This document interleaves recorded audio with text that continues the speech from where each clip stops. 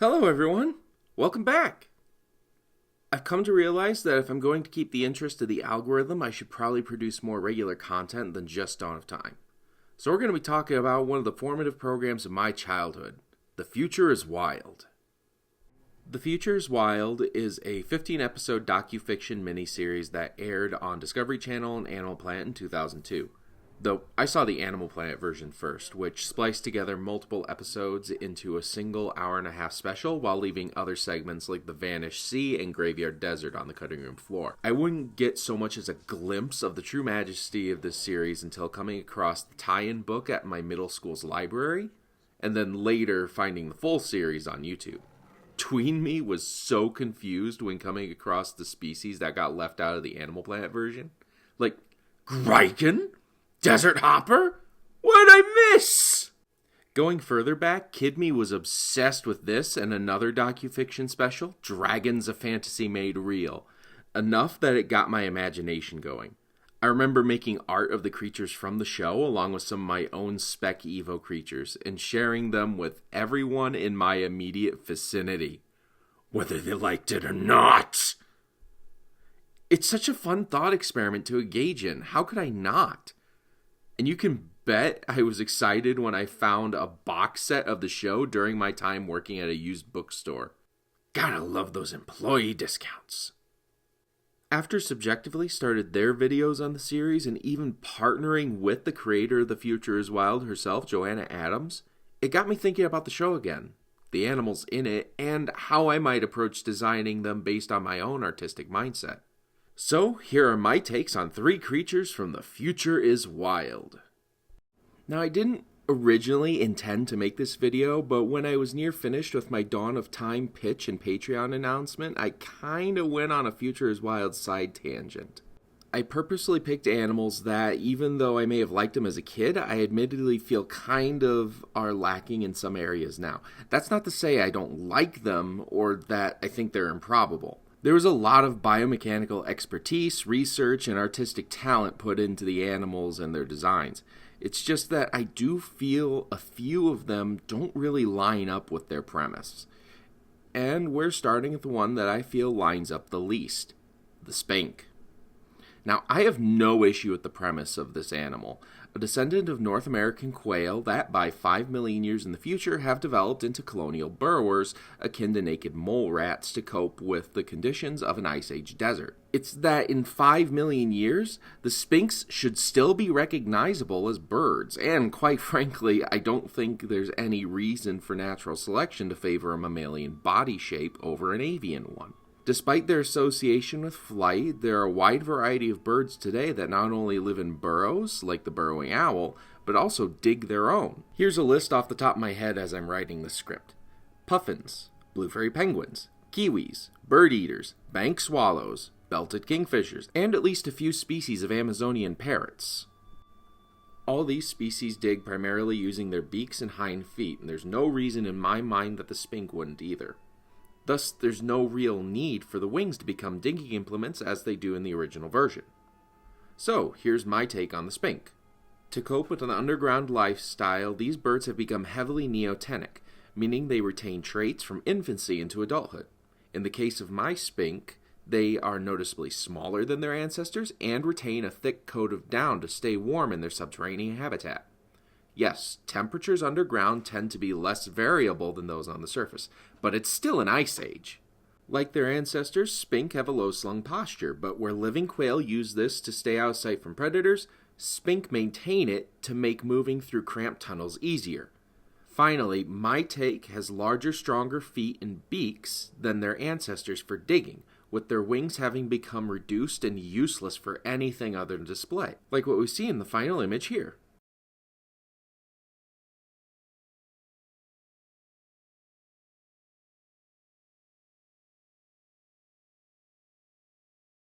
The toraton is easily one of my top 5 favorite Future is Wild creatures, and in fact is the first of these 3 animals I started drawing. But I wanted to structure this video in the same order as the show. 5 million years in the future, 100 million years in the future, then 200 million years in the future. The toraton exists 100 million years in the future, so it shows up second. In this setting, volcanism has turned the world into a hothouse comparable to the Mesozoic, allowing reptiles, birds, and insects to take back Earth's terrestrial ecosystems. The toraton is a megafaunal descendant of today's land turtles, specifically tortoises, weighing up to 120 tons. That's twice as heavy as the largest known dinosaurs. Unlike the spink, I don't take much issue with the original design.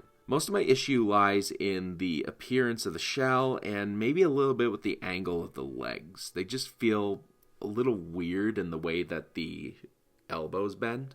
One of the traits of the toraton is that its shell has become heavily reduced due to its size now being its main defense against predators. One of the major rules of evolution is use it or lose it after all. Being big is also biologically taxing, and shedding weight from a heavy shell would be one effective way to relieve that biomechanical strain. However, the way that it was conveyed in the official design to me makes the shell feel like it's just an outside covering to the turtle's body, which isn't what it is at all. During field trips and animal showings for birthday parties at work, I'll often introduce turtles as the most bizarre backboned animal, and the reason is because of that shell. The shell of a turtle is its spine and ribs expanded and fused into a solid box. To make things even more interesting, where other vertebrates have their shoulder and hip anatomy positioned on top of and outside of the rib cage, the turtle's shoulders and hips form support struts inside of the rib cage. This is what allows most turtle species to retract into their shell and is the main reason why they are so slow on land. Hard to walk and run when you're born fixed inside of a barrel. As such, I looked at turtles alive today with reduced shells for my toraton, such as the leatherback sea turtle. In these animals, the armor scales or scutes that cover the shell have been lost, and the ribs that make the top half of the shell, the carapace, have narrowed dramatically into a much more standard-looking rib cage. In the toraton, replacing the heavy scutes completely with comparatively light leathery hide and narrowing the ribs would go a long way in lightening the animal's skeleton. I can also imagine the resulting hollow spaces would also be good places to have an expansive air sac system like what you see in sauropod dinosaurs. Like the official design, my toraton's legs are directly under its body, but they're also noticeably straighter and more sauropod-like. Columnar limbs like this are necessary for supporting the weight of what is canonically the heaviest land animal ever to exist.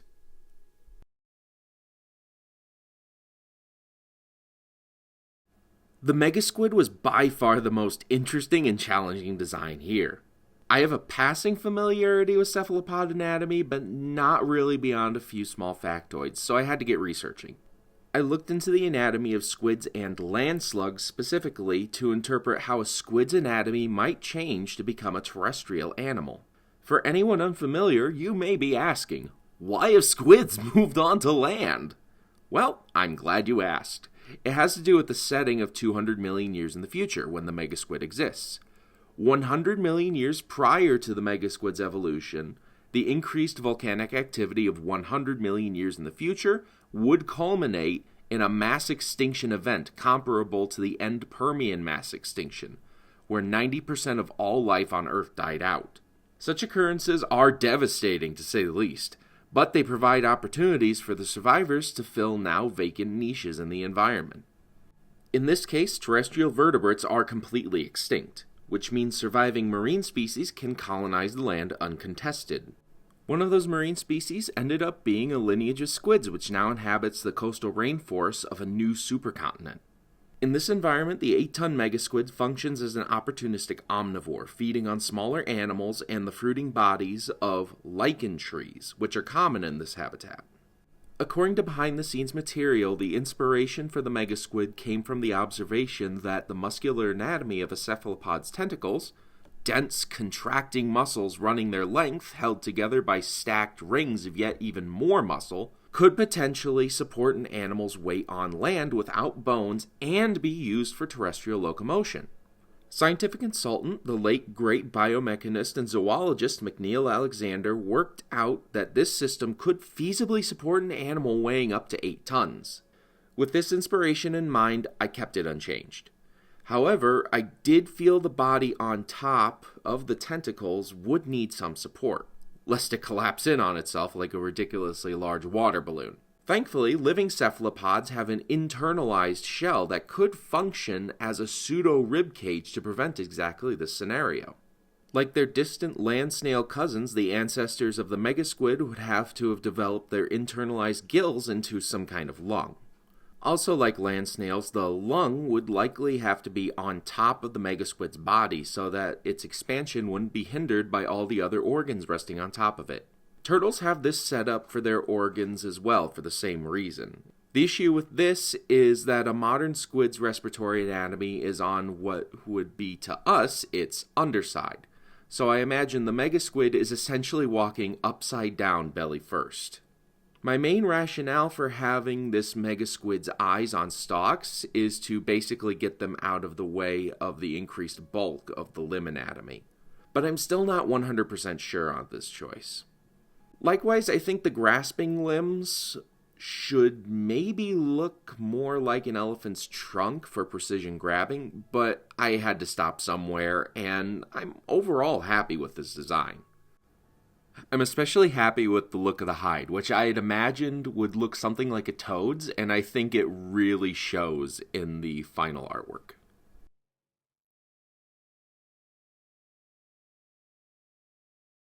And those are my interpretations of 3 creatures from The Future is Wild. I hope you enjoyed the video, and if you feel so inclined, leave your thoughts on my versions of these animals and The Future is Wild in the comments below. Just remember to be kind. Not just to myself, but to each other too. Also, like the video, share it, be sure to subscribe and click the bell icon below so you don't miss out on future content. Links to my socials and Patreon are also in the description. Thank you again for watching, and have a great day!